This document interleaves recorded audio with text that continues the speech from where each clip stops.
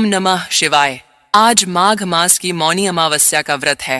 आज की इस वीडियो में आप सुनेंगे माघ मास की मौनी अमावस्या की कथा। इस कथा को सुनते अथवा पढ़ते समय आप अपने हाथ में लाल पुष्प रखें और जब कथा समाप्त हो जाए तब पूरी श्रद्धा के साथ यह पुष्प भगवान के चरणों में अर्पित करें। इस व्रत का टापू श्रवण करने से सभी कामनाएं पूर्ण होती हैं और आपके ऊपर मां लक्ष्मी की कृपा होती है। तो वीडियो में आगे बढ़ने से पहले चैनल दिव्य ज्योति को सब्सक्राइब करके इस कथा का आनंद लीजिए और अंत तक जरूर से देखिए। आधा अधूरा कथा का श्रवण न कीजिए, क्योंकि आधी अधूरी कथाओं का श्रवण करने से आपको कोई लाभ प्राप्त नहीं होता है। अंत तक सुनने मात्र से आपकी कामनाएं पूर्ण होती हैं। कांचीपुरम की नगर में देवस्वामी नाम का एक ब्राह्मण रहता था और उसकी पत्नी का नाम धनवती और पुत्री का नाम गुणवती था। उसके 7 पुत्र थे। देवस्वामी ने अपने 7 पुत्रों का विवाह कर दिया। इसके पश्चात अपनी पुत्री के विवाह के लिए योग्य वर की तलाश हेतु उसने अपने बड़े लड़के को बाहर दूसरे देश भेज दिया। इधर देवस्वामी ने भी अपनी पुत्री गुणवती की कुंडली एक ज्योतिषी को दिखाई। ज्योतिषी ने गुणवती की कुंडली देखकर कहा कि ब्राह्मण देवता, आपकी पुत्री की कुंडली में तो दुर्भाग्य लिखा है। आपकी पुत्री की कुंडली में विवाह का योग ही नहीं है। यदि इसका विवाह हुआ भी तो सप्तपदी होते होते ही आपकी कन्या विधवा हो जाएगी। यह बात सुनकर देवस्वामी अत्यंत दुखी हुए और ज्योतिषी से इस योग के निवारण का उपाय पूछने लगे। ज्योतिषी ने उपाय बताकर कहा कि इस योग का निवारण सिंगल द्वीप निवासिनी सोना नाम की धोबन को घर बुलाकर उसकी पूजा करने से ही संभव हो पाएगा। ज्योतिषी के मुंह से ऐसी बात सुनकर देवस्वामी ने अपने सबसे छोटे बेटे के साथ अपनी पुत्री को सोना धोबिन के घर लाने के उद्देश्य से सिंगल द्वीप जाने के लिए तैयार किया। अब वे दोनों भाई बहन समुद्र के तट पर पहुंचकर समुद्र पार मुद्र करने का उपाय सोचने लगी, लेकिन समुद्र बहुत विशाल था। उन्हें कोई उपाय नहीं सूझ रहा था। थक हार कर दोनों भाई बहन भूखे प्यासे ही एक वट वृक्ष के नीचे छाया में बैठ गए। उसी पेड़ पर घोंसले में एक गिद्ध का परिवार रहता था। उस समय घोंसले में सिर्फ गिद्ध के बच्चे थे। वे सुबह से भाई बहन के क्रियाकलापों को देख रहे थे। शाम को जब गिद्ध के बच्चों की मां भोजन लेकर घोंसले में आई तो वे उस भाई बहन की कहानी को बताने लगे। उनकी बात सुनकर गिद्ध की मां को नीचे बैठे भाई बहन पर काफी दया आई और बच्चों को आश्वासन दिया कि वह उनकी समस्या का समाधान करेगी। यह सुनकर गिद्ध के बेबो ने भोजन ग्रहण किया। दया और ममता से वशीभूत गिद्ध माता उनके पास आई और बोली कि मैंने आपकी समस्याओं को जान लिया है। इस वन में जो भी फल फूल मिलेगा मैं आपके लिए ले आती हूं तथा प्रातःकाल मैं आपको सिंगल द्वीप धोबिन के पास पहुंचा दूंगी। अगले दिन सुबह होते ही गिद्ध माता ने दोनों भाई बहनों को समुद्र पार कराकर सिंगल द्वीप सोना के पास पहुंचा दिया। गुणवती प्रतिदिन सुबह सूर्योदय से पहले सोना का घर लीप दिया करती थी। एक दिन सोना ने अपनी बहुओं से पूछा कि प्रतिदिन सुबह हमारा घर कौन लीप होता है? तो बहुओं ने तारीफ बटोरने के लिए कहा कि हमारे अलावा और कौन ऐसा करेगा। लेकिन सोना को उनकी बातों पर यकीन नहीं हुआ और वह यह जानने के लिए पूरी रात जागती रही। तभी उसने सुबह गुणवती को घर साफ करते हुए देख लिया और उससे उसकी परेशानी पूछी। तो गुणवती ने अपनी परेशानी बताई, जिसे सुनकर सोना चिंतित हो गई और उसके घर जाकर पूजा पाठ करने के लिए तैयार हो गई। घर से निकलने से पहले उसने अपनी बहू से कहा कि यदि मेरी अनुपस्थिति में किसी की भी मृत्यु हो जाए तो उसके शरीर को नष्ट मत कर देना। क्षण भर बाद ही दोनों अतिथियों के साथ सोना धोबन कांचीपुरम पहुंच गई। दूसरे दिन गुणवती का विवाह संपन्न हुआ और सप्तपदी होते होते उसके पति की मृत्यु हो गई। जैसा कि गुणवती के भाग्य में लिखा था, तब सोना धोबन ने अपने संचित पुण्य का फल गुणवती को दान देकर उसके पति को जीवित कर दिया और उन्हें आशीर्वाद देकर वह सिंगल द्वीप के लिए रवाना हो गई। संचित पुण्य के क्षीण होने से सोना के घर उसके पुत्र, दामाद और पति की मृत्यु हो गई। यह जानकर नया पुण्य संचित करने के उद्देश्य से सोना धोबन रास्ते में एक जगह रुक गई। नदी के किनारे पर स्थित एक पीपल के वृक्ष की छाया में भगवान श्री हरि का और भगवान शिव का पूजन उसने किया और पीपल के वृक्ष की 108 परिक्रमा की। इतना करते ही सोना धोबन के पुत्र, दामाद और उसके पति पुनर्जीवित हो गए। उसका घर धन धान्य से भर गया।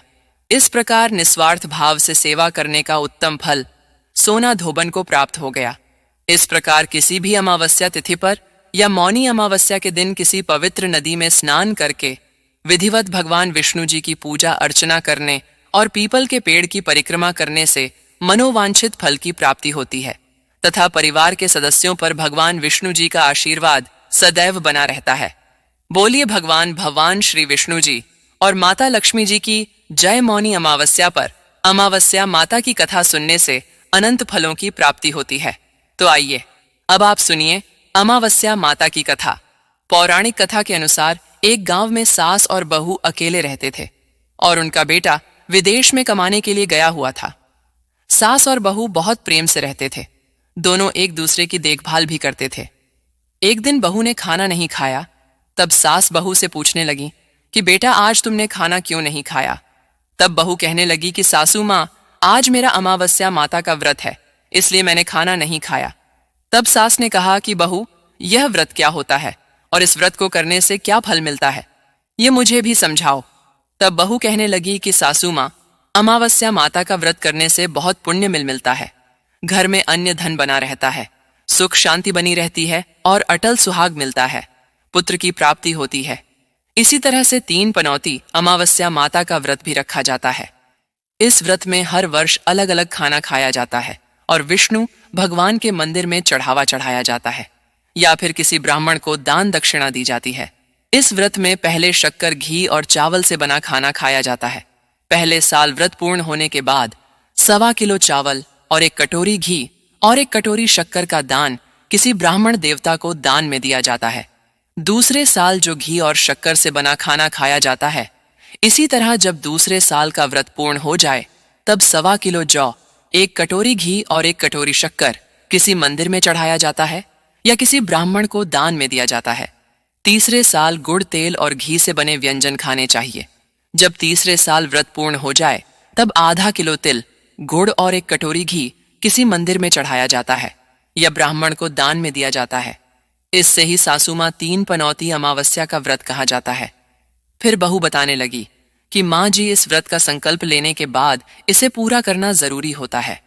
अगर पूरा नहीं कर सकते तब घर परिवार में झगड़ा और घर में अशांति हो जाती है। तब सासू माँ कहने लगी कि बहू, मेरी तो उम्र हो गई है, लेकिन तुम यह व्रत जरूर करना। और तब बहू यह व्रत करना प्रारंभ करती है। एक दिन बहू ने किसी के कहने पर गेहूं से बनी रोटी खा ली और अमावस माता इस बात से नाराज हो गई। अब जो सास और बहू कभी बहू से प्रेम करती थीं, अब उन दोनों में झगड़े होने लगे। सभी गांव वाले भी हैरान हो गए कि इनके घर में यह सब क्या हो रहा है। सास अपनी बहू को कहने लगी, जब से तुम हमारे घर में बहू बनकर आई हो तब से हमारे घर की लक्ष्मी चली गई है। तुम हमारे लिए बिल्कुल भी शुभ नहीं हो। तब बहू ने कहा कि माँ जी, आपके घर की लक्ष्मी चली गई है तो मुझे बताओ कि कहाँ मिलेगी, मैं लक्ष्मी को लेकर आऊंगी। तब सासू माँ कहने लगी कि बहू, लक्ष्मी तुम्हें समुद्र के बीच में भगवान विष्णु के पैर दबाते हुए मिलेगी। यह सुनकर बहू यह कहकर चली जाती है कि माँ जी, अब तो मैं लक्ष्मी जी को लेकर ही आऊंगी, नहीं तो मैं इस घर में पैर नहीं रखूंगी। ऐसा कहकर बहू लक्ष्मी की खोज में चली गई। जब बहू लक्ष्मी की खोज के लिए निकली तब उसे बीच रास्ते में गाय मिली। गाय बहू से पूछने लगी कि आप कहाँ जा रहे हैं। तब बहू कहने लगी, गाय माता, मेरी सास कहती है कि मेरे आने से उनके घर में अन्य धन की कमी हो गई है और उनके घर की लक्ष्मी चली गई है, तो मैं लक्ष्मी को लेने जा रही हूँ। तब गाय माता कहने लगी कि बेटी, अगर तुम जा ही रही हो तो भगवान से मेरे बारे में भी पूछ लेना। तब बहू कहने लगी कि ठीक है गाय माता, मैं आपके बारे में भी पूछ लूंगी। तब गाय माता कहने लगी कि जब मेरा बछड़ा होता है तो वह मर जाता है, जिंदा नहीं रहता। तुम लक्ष्मी जी से पूछ लेना कि आखिरकार मेरे साथ ऐसा क्यों हो रहा है, मैंने ऐसे कौन से कर्म किए हैं जिसकी सजा मुझे मिल रही है। तब बहू कहने लगी, गाय माता, मैं आपके बारे में जरूर पूछ लूंगी। ऐसा कहकर बहू आगे बढ़ गई। जब आगे बढ़ी तब रास्ते में उसे घोड़ी मिली जिसके गले में घंटी बंधी हुई थी। घोड़ी ने कहा कि बेटी, तुम मेरे दुख का निवारण लक्ष्मी जी से पूछ लेना। तब बहू कहने लगी कि मैं जरूर पूछ लूंगी। ऐसा कहकर बहू आगे बढ़ गई। आगे जाते ही बहू को एक अंधा और बहरा बुजुर्ग मिला। उसने भी बहू से अपनी समस्या के निवारण के लिए पूछने को कह दिया। तब वह उसकी समस्या भी भगवान से पूछने को कहकर आगे बढ़ गई। आगे जाते ही बहू को एक बूढ़ी औरत मिली जो कि हाथ और पैर से अपाहिज थी। उसने भी बहू से कहा कि बेटी, जब तुम भगवान से मिलो तो उनसे पूछना कि आखिरकार मैं अपाहिज क्यों हुई, मैंने ऐसे कौन से कर्म किए थे। तब बहू उसकी समस्या पूछने के लिए तैयार हो गई और फिर आगे बढ़ गई। आगे जाते जाते बहू बहुत थक गई और एक आम के पेड़ के नीचे बैठ गई। आम का पेड़ बड़ा खुश होकर बहू से पूछने लगा कि बेटी, तुम कहां से आई हो और कहां जा रही हो। तब बहू कहने लगी कि वह लक्ष्मी जी को लेने जा रही हूं। तब पेड़ भी अपनी समस्या भगवान से पूछने के लिए कहने लगा कि मेरे पेड़ पर लगे हुए आम खट्टे ही क्यों होते हैं, इस बारे में बहुरानी भगवान से जरूर पूछ लेना। तब बहू पेड़ की समस्या लेकर आगे बढ़ गई। थोड़ी दूर जाने पर बहू को एक तलाई मिली। वह भी बहू से कहने लगी कि बहू, तुम भगवान से पूछना कि मेरी तलाई का पानी इतना मैला क्यों है, कोई यहां आकर पानी नहीं पीता। तब बहू कहने लगी कि मैं जरूर पूछ लूंगी। ऐसा कहकर बहू आगे बढ़ गई। बहुत दिनों से जंगल में चलते चलते बहू थक गई थी। उसे भूख भी लगी थी, लेकिन खाने को कुछ नहीं मिला तो वह भूख और प्यास से बेचैन हो गई और जंगल में बेहोश हो गई। उसी समय भगवान श्री हरि और माता लक्ष्मी जी घूमते हुए उधर जा रहे थे। तब माता लक्ष्मी जी विष्णु भगवान से कहने लगी कि हे नाथ, यह तो आपकी बहुत बड़ी भक्त है, आप इसके दुख निवारण कीजिए। तब भगवान श्री हरि कहते हैं कि इस संसार में तो बहुत से जीव दुखी हैं, सभी अपने अपने कर्मों का फल भोग रहे हैं, मैं किस किस के दुख का निवारण करूं। तब माता लक्ष्मी जी भगवान श्री हरि से विनती करने लगी और कहने लगी कि वह भूखी और प्यासी है, अगर इसे जंगल में छोड़ दिया जाए तो जंगली जानवर उसे खा जाएंगे। माता लक्ष्मी जी की बात को सुनकर भगवान श्री हरि एक साधु का वेश धारण करके बहू के पास गए और उसे होश में ले लेकर आए। बहू के होश में आते ही साधु वेश में भगवान उससे पूछने लगे कि वह यहाँ क्यों आई है और कहाँ जा रही है। तब बहू ने सारी बात बता दी। उसकी बात को सुनकर भगवान श्री हरि और माता लक्ष्मी जी प्रकट हो गए। उनके साथ साथ प्रकट हुई अमावस्या माता भी बहू यह सब देखकर उनके चरणों में गिरकर उन्हें प्रणाम करने लगी। तब अमावस्या माता बहू से कहने लगी कि बेटी, तूने मेरे व्रत को खंडित किया है, इसी की सजा तुझे मिली है, लेकिन अब मैं तुझे क्षमा करती हूं।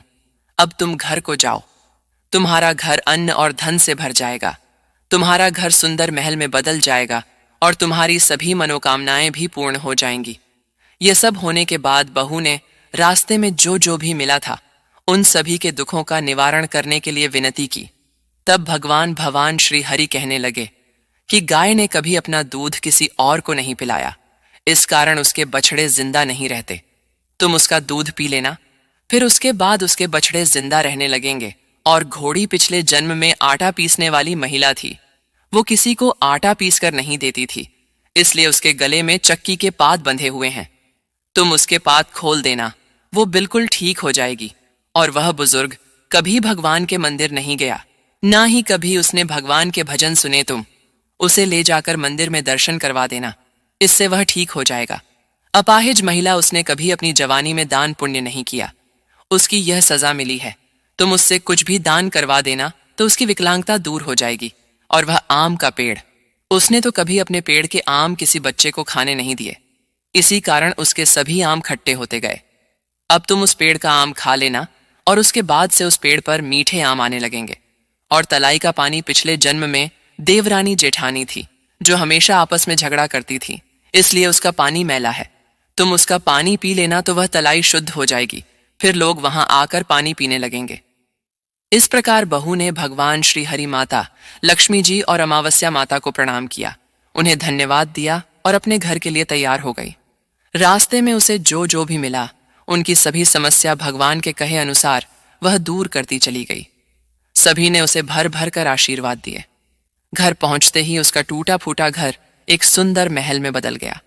उसके घर में अब अन्न और धन के भंडार भर गए। अब बहू ने सासू मां से कहा कि सासू मां, आपने तो सच में कहा था कि मैं आपके लिए शुभ नहीं हूं। मेरे जाने से ही आपके घर में लक्ष्मी आई है, आप यहां रहे, मैं मरने जा रही हूं। तब सास ने कहा, बेटी, यह सब तुम्हारी अमावस्या माता के व्रत करने का फल ही है जो हमें मिला है। तुम यहीं पर रहो, अब तुम यहां से कहीं नहीं जाओगी। इस प्रकार सास और बहू खुशी खुशी रहने लगे।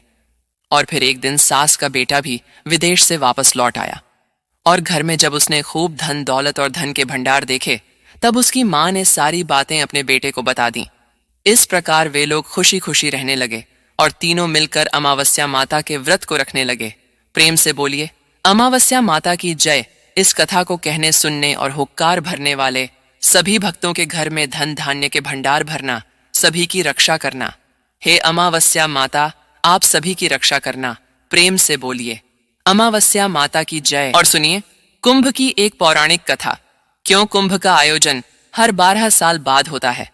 कहा जाता है एक बार दुर्वासा आर्षि देवताओं से मिलने आए और वहां उनकी मुलाकात देवराज इंद्र से हुई। उन्हें देखकर दुर्वासा अर्षि बड़े खुश हुए और अपने गले से फूलों की माला निकालकर उन्हें पहना दी। लेकिन अहंकार में चूर देवराज इंद्र ने वह माला अपने गले से निकाल अपने रावत हाथी के सूंड में डाल दी। इसके बाद जो कुछ भी हुआ वह देवताओं के लिए किसी बुरे सपने से कम नहीं था और यहीं से नींव पड़ी हिंदुओं के सबसे बड़े पर्व महाकुंभ की। दोस्तों, महाकुंभ दुनिया भर में इकलौता ऐसा धार्मिक पर्व है जहां एक बार में लाखों लोग एक साथ इकट्ठा होते हैं। कहा जाता है कि महाकुंभ का दृश्य अंतरिक्ष से भी दिखाई पड़ता है और तो और इसे यूनेस्को ने भी वर्ल्ड हेरिटेज साइट करार दिया है। लेकिन यह महाकुंभ है क्या? इस शब्द का मतलब क्या है? इसका दुर्वासा आर्षि और देवराज इंद्र से क्या ही संबंध है?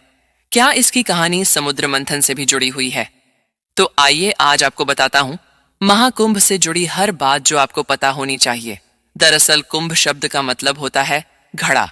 इसे अगर धार्मिक नजरिए से देखें तो महाकुंभ का मतलब हुआ अमृत से भरा विशाल घड़ा। दोस्तों, इस पर्व को धूमधाम से मनाने के लिए भारत के 4 पवित्र जगह प्रयागराज, हरिद्वार, उज्जैन और नासिक में महाकुंभ का आयोजन किया जाता है। और इस बार यह मेला उत्तर प्रदेश के प्रयागराज में लगने वाला है, जिसमें हिंदू धर्म के लोग काफी ज्यादा आस्था रखते हैं तथा देश विदेश से लाखों श्रद्धालु इस मेले में हिस्सा लेने के लिए भी आते हैं। इसके पीछे एक मान्यता भी है कि यहाँ स्नान करने से लोगों के सारे पाप नष्ट हो जाते हैं और उन्हें मोक्ष की प्राप्ति होती है। लेकिन यहाँ पर एक सवाल उठता है कि आखिर यह महाकुंभ का मेला 144 साल बाद इस बार क्यों लग रहा है और इसकी शुरुआत कैसे हुई? तो दोस्तों, इसके पीछे एक दिलचस्प और पौराणिक कहानी बताई जाती है जो हमने आपको वीडियो के शुरुआत में सुनाई थी। आइए उस कथा को जरा विस्तार से आपको समझाता हूं। तो जैसा कि हमने आपको बताया कि एक बार अर्षि दुर्वासा जब देवताओं से मिलने पहुंचे तो उनकी मुलाकात देवराज इंद्र से हुई, जो अपने दिव्य हाथी इरावत पर बैठे अपने ही धुन में मग्न थे। इंद्र को देख दुर्वासा अर्षि काफी खुश हुए और अपने गले से फूलों की एक माला निकालकर उन्हें पहना दी। लेकिन अहंकार में डूबे इंद्रदेव ने वो माला निकालकर अपने इरावत हाथी के सूंड पर रख दी। अहंकार में चूर देवराज इंद्र को यह अंदाजा भी नहीं था कि उन्होंने कितनी बड़ी गलती कर दी है। ऐसे में अब यह गलती उन्हें और पूरे देवताओं को काफी ज्यादा भारी पड़ने वाली है, क्योंकि देवराज इंद्र का हाथी रावत था, तो आखिर एक जानवर ही उसे कहां पता था कि आर्षि दुर्वासा कौन है और इस माला की क्या अहमियत है। उसने यह माला अपनी सूंड से पकड़कर नीचे फेंक दी और यही नहीं, उसे पैरों से कुचलने भी लगा।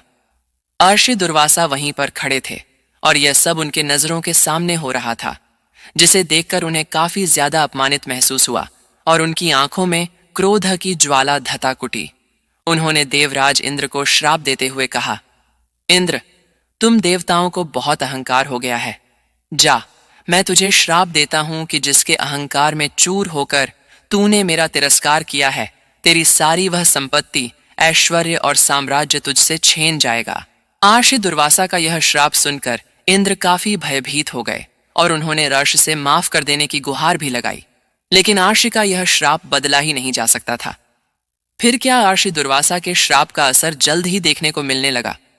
श्राप की वजह से सभी देवता काफी कमजोर होते चले गए और इसका फायदा उठाया राक्षसों ने उन्होंने देवताओं पर आक्रमण कर दिया और स्वर्ग तथा देवलोक पर कब्जा भी कर लिया। अब अपनी लगातार खराब होती हालत देख सभी देवताओं के बीच हड़कंप मच गया। अपना सब कुछ गवा देने के डर से देवराज इंद्र सहित सभी देवता भागे भागे ब्रह्मा जी के पास पहुंचे और सारी कहानी उन्हें बताई। लेकिन ब्रह्मा जी को भी इसका कोई समाधान नजर नहीं आया। तब वह सभी देवताओं को साथ लेकर ईर सागर में आराम कर रहे भगवान विष्णु के पास पहुंचे, जहां उन्होंने विष्णु जी को अर्षि दुर्वासा का दिया श्राप तथा राक्षसों के आक्रमण की जानकारी दी। उनकी बातें सुनने के बाद विष्णु जी ने एक पल सोचा और फिर एक उपाय भी बताया। उन्होंने सभी देवताओं से कहा कि आप सब राक्षसों की मदद ले और इस क्षीर सागर का मंथन करें। इससे जो भी अमृत निकलेगा उसे ग्रहण करते ही आप सभी फिर से ताकतवर और अजर अमर हो जाएंगे। भगवान विष्णु से यह सुनने के बाद देवताओं ने राहत की सांस ली और उनका आभार जताया। इसके बाद वह राक्षसों से मिले और समुद्र मंथन के बारे में बताया। राक्षस भी अमृत के लालच में समुद्र मंथन के लिए तैयार हो गए थे। फिर क्या था? भगवान विष्णु की आज्ञा के अनुसार मंदार पर्वत को मठनी बनाकर उस पर रस्सी के जैसे बांसु की नाक को लपेटा गया और समुद्र मंथन शुरू किया गया। देवता और राक्षस बांसु की नाक के दोनों हिस्सों को पकड़कर एक साथ समुद्र मंथन करने लगे, जिसके परिणाम स्वरूप कुछ समय बाद ही समुद्र से तरह तरह की चीजें भी निकलने लगीं। सबसे पहले निकला हलाहल फिश, जिसके प्रभाव से पूरी सृष्टि में हाहाकार मच गया। ऐसे में पूरी सृष्टि को इस संकट से उबारने के लिए स्वयं महादेव आगे आए और उन्होंने उस विष को अपने गले में धारण कर लिया। इस विष के प्रभाव से उनका कंठ नीला पड़ गया था, जिसके बाद वह नीलकंठ के नाम से भी जाने गए। अब हलाहल विष के निवारण के बाद मंथन दोबारा से शुरू किया गया, जिससे पहले सुरभि गाय बाहर आई, इसके बाद उच्च, फिर कौस्तुभ मणि, फिर लक्ष्मी जी और अंत में खुद आयुर्वेद के जनक माने जाने वाले भगवान धन्वंतरी अमृत का कुंभ यानी कलश लेकर बाहर आए। राक्षसों ने जब अमृत कुंभ को देखा तो उन्होंने उसे छीनकर वहां से भाग निकलना चाहा। इसे लेकर देवताओं और राक्षसों के बीच तकरीबन 12 दिनों तक युद्ध चला। इस युद्ध के बीच मौका पाते ही इंद्र के पुत्र जयंत ने वो कुंभ लेकर भागना शुरू कर दिया। कहा जाता है कि उनके भागने के दौरान अमृत की कुछ बूंदें धरती के 4 जगहों पर नदी के किनारे गिरी, जिनमें प्रयागराज, हरिद्वार, उज्जैन और नासिक के नदी किनारे गिरी। तब से ही इन जगहों को काफी ज्यादा पवित्र माना जाने लगा और इसके बाद से ही यहाँ कुंभ मेले का आयोजन शुरू हो गया। इसके बाद की कहानी तो आप सबको पता ही होगी दोस्तों। ये तो थी कुंभ मेले की उत्पत्ति की कहानी। अब समझते हैं कि कुंभ हर 12 साल के बाद ही क्यों आता है। इसका जवाब जानने के लिए हमें वापस से पीछे चलना होगा, जब देवताओं और राक्षसों के बीच युद्ध जारी था। देखिए, अमृत राक्षस और देवताओं दोनों के लिए बहुत जरूरी था और दोनों ही पक्ष इसे हर हाल में पाना चाहते थे। इस वजह से दोनों के बीच 12 दिन तक यह चला। धार्मिक शास्त्रों के मुताबिक देवताओं का एक दिन हमारे 1 साल के बराबर होता है और यही वजह है कि हर 12 साल में एक दिन होता है। 12 साल के बाद कुंभ मेले का आयोजन किया जाता है। माना जाता है कि हर 12 साल के बाद वह खास समय आता है जब प्रयागराज में त्रिवेणी संगम, हरिद्वार में गंगा नदी, उज्जैन में शिप नदी और नासिक में गोदावरी नदी के किनारे अमृत रूपी शक्ति जागृत होती है। और यही वजह है कि इस दौरान देश विदेश से लाखों लोग यहाँ डुबकी लगाने आते हैं ताकि उन्हें मोक्ष की प्राप्ति हो सके। तो दोस्तों, अब हम ये भी जान चुके हैं कि कुंभ के मेले की उत्पत्ति कैसे हुई। आइए अब समझते हैं कि कुंभ कितने तरह के होते हैं। तो बता दें कि कुंभ कुल 4 तरह के होते हैं: कुंभ, अर्धकुंभ, पूर्ण कुंभ और महाकुंभ। कुंभ मेले का आयोजन हर 12 साल के बाद हरिद्वार, नासिक, उज्जैन और प्रयागराज में होता है। बारी बारी से इसे चारों अलग अलग जगहों पर आयोजित किया जाता है। वहीं अर्धकुंभ हर 6 साल के बाद मनाया जाता है, जिसे केवल प्रयागराज और हरिद्वार में ही आयोजित किया जाता है। हर 6 साल बाद आयोजित होने की वजह से इसे अर्धकुंभ कहा जाता है।